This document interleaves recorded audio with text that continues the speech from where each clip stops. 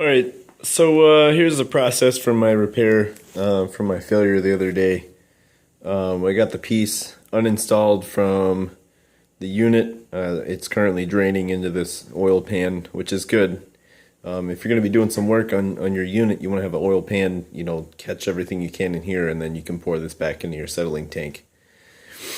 So the two solvents I bought them from Lowe's that I'm going to use is turpentine, pure gum, spirits, turpentine, and denatured alcohol. I'm going to clean it up with some paper towels and some turpentine first. Just this inside bottom flange here, mating surface where it's going to go. I'm going to clean up this piece too, and after that I'm going to use denatured alcohol to make sure I got it all off, and I'm going to make sure it's absolutely clean. This is a time especially with this one, because it's been used, it has oil on it and stuff. I want to make sure this is absolutely clean. This one I don't have to worry so much because it's fresh from the store, but people have been fingering it and stuff, and you want to make sure you get all the you want the surface clean before you go and apply the glue. I use just the regular green glue. I'll show you that. Let's see if I can find it on my shelf full of stuff here. Here we go.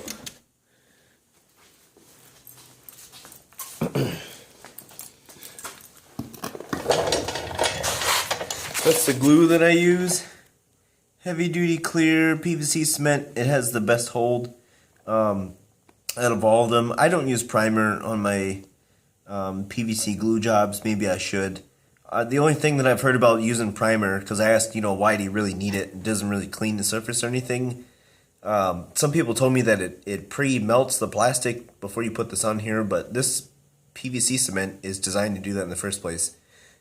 So the main good reason that I've heard to use primer is that it speeds up your curing time. But I'm not really worried about that. I can let my stuff sit. I don't see any necessary purpose to speeding up the dry time. I'm not a plumber, so I don't really need that. This is the piece that I'm going to fix it with. It's going to be a much better, much sturdier cap. So we got a male adapter because it's a female bottom end there, and it's going to plug up inside there. Well, it already has some dirt on it, so we're going to clean that up real good. Apply the crap out of some PVC cement on here, put some on the inside so we know we have a sufficient amount on both surfaces, and then we're going to squish it up inside, and then to put this cap on, I'm concerned about this cap leaking slowly.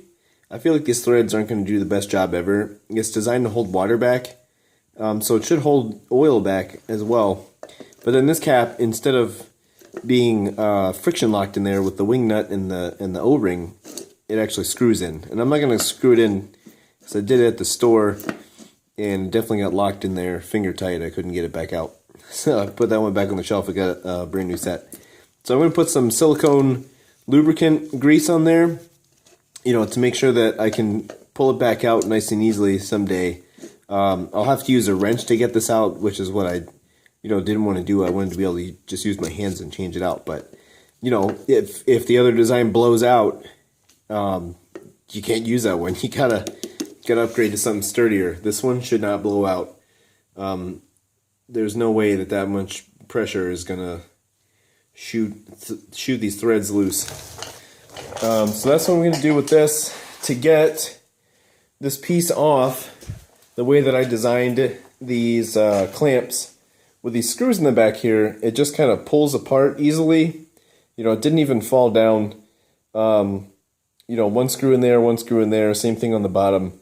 It kind of hinges open a little bit, enough to pull the piece out, which is fantastic. Glad I designed it this way. And then here's the rebar, or not the rebar, the all thread bar with the two wing nuts and the two washers that I pulled out. So that's what it takes to get that out. It's fairly easy, very convenient. I just undid the one of the wing nuts, slid the bar out and cracked it open like a clamshell, and it just popped out. So that's a good idea, and that's why I designed it that way, so that it would be easy to do things like this. Because I will have to do this in the future whenever I notice, that my wood media inside of there is not working properly. It's spent or whatever, and I'm gonna have to change it out.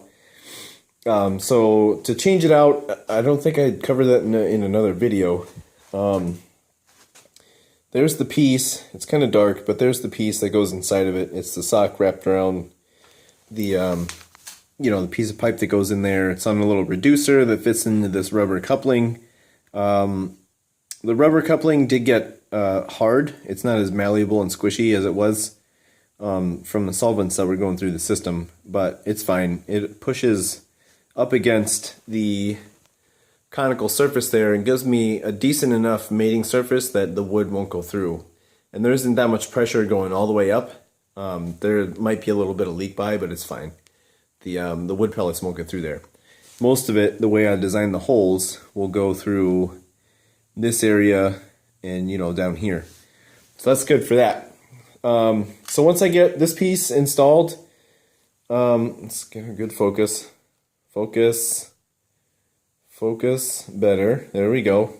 Once I get this piece installed in the bottom, I won't put the cap on. I'll turn it upside down. I'll shove that in there in the correct orientation. I'll refill it back up with the wood pellets, and then I'll screw in the cap after putting some silicone grease on it. So that's how I'm going to fix this, and then we're going to do another retest video and that whole process, and analysis of how things work. All right. I'm not promising complete success in the next try. We might have another failure, and we might learn something more, and that's important. You always learn from what you're doing. So that's all for this video. Don't forget to like, share, and subscribe. We're up to 8 subscribers now. One more subscriber from my other drill video that was, the last one that I actually recorded from this one. So we went from 7 to 8. So we are gaining in mass, people. We are spreading the word. That's excellent. Don't forget to like, share, and subscribe. Maybe we can get to 9, possibly 10 if we're lucky. We're getting out there. We're the cool kids. We're gaining some momentum. It's outstanding. I hope you guys enjoyed this video. I hope you learned something. And have an outstanding day. That's all I have for this.